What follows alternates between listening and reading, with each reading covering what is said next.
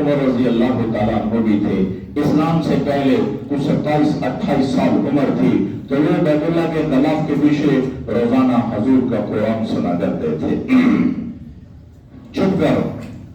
تو ایک دن حضرت عمر غلاف کے پیچھے چھپے ہوئے تھے، تو آپ صلی اللہ علیہ وسلم تشریف لائے، وضو کیا اور حتیم کے اندر کھڑے ہو کر اللہ کا کلام قرآن پڑھنا شروع کر دیا، سورہ فاتحہ پڑھی اور اس کے بعد تلاوت شروع ہو گئی۔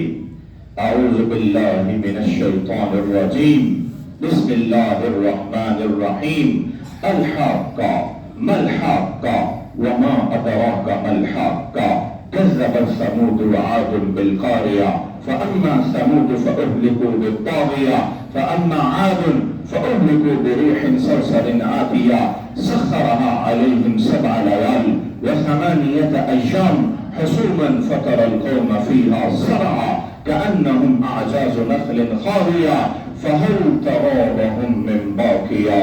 کہیں قیامت کے عذاب کا بیان چل رہا ہے، کہیں قوم عاد کی ہلاکت اور ان پر چلنے والی ہواؤں، طوفانی ہواؤں کا تذکرہ ہو رہا ہے، کہیں قوم سمود پر برسنے والا میرے رب کے عذاب کا کوڑا اس کی بات ہو رہی ہے، کئی بستیوں کی داستانیں بیان ہو رہی ہیں بڑے خوبصورت پیائے کے اندر، بڑے خوبصورت انداز سے۔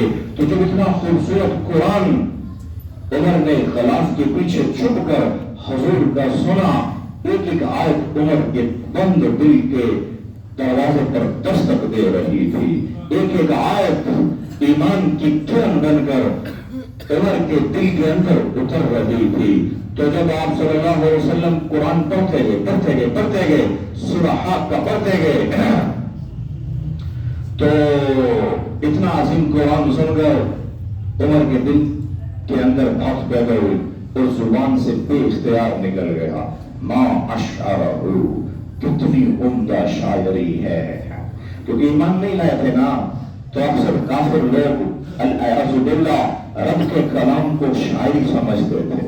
کہا ما اشعرہ، کتنا بڑا شاعر ہے، ایسی خوبصورت بات آج تک ہم نے یہ انداز میں کہا، ما اشعرہ، کتنا بڑا شاعر ہے۔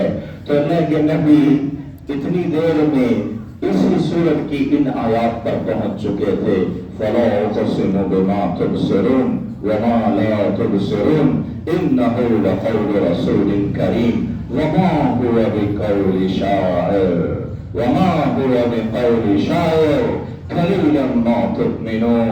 مجھے دیکھے بن دیکھے کی قسم ہے، یہ جو میرا نبی کھڑا ہو کر قرآن پڑھ رہا ہے، یہ کسی شاعر کی شاعری نہیں ہے، اور نہ یہ خود کوئی شاعر ہے۔ تو بہت کم لوگ ہیں جو اس بات پر ایمان رکھتے ہیں۔ جب اللہ کے نبی نے یہ آیات پڑھی تو عمر اور گھبرا گیا، عمر اور پریشان ہو گیا، کہنے لگا میں نے تو آہستہ سے کہا تھا، یہ اتنی دور کھڑے ہوئے، میری سرگوشی ان تک کیسے پہنچ گئی، میری بات انہوں نے کیسے سنی؟ تو ایک دم کہا ما احسن ما اسحرہ، ما اسحرہ، کتنا بڑا جادوگر ہے، نعوذ باللہ من ذالک، دور کھڑا ہو کر بھی میری سرگوشی کو سن لیا ہے۔ تو اللہ کے نبی اگلی آیات پر پہنچ گئے، وَلَا بِقَوْلِ كَاهِنٍ قَلِيلًا مَا تَذَكَّرُونَ، نہیں یہ میرا پاک محبوب کوئی جادوگر بھی نہیں ہے، اور اس کا یہ جو کلام پڑھ رہا ہے کسی جادوگر کی جادوگری بھی نہیں ہے۔ تو حضرت عمر اور حیران ہو گئے کہ شاعر کہا تو شاعری کی نفی ہو گئی، اور ساحر کہا تو سحر کی نفی ہو گئی۔ پھر یہ کیا ہے، پھر یہ کیا ہے جو دلوں کو اپنی طرف کھینچ رہا ہے؟ پھر یہ کیا ہے جو دلوں کو پھاڑ رہا ہے؟ پھر یہ کیا ہے جو دلوں کو اپنی طرف مائل کر رہا ہے؟ تو اللہ کے نبی اگلے آیات پر وہ تنزیلا من رب العالمین، یہ آسمان زمین کے پروردگار کا کلام ہے۔ تو عمر کا دل اس وقت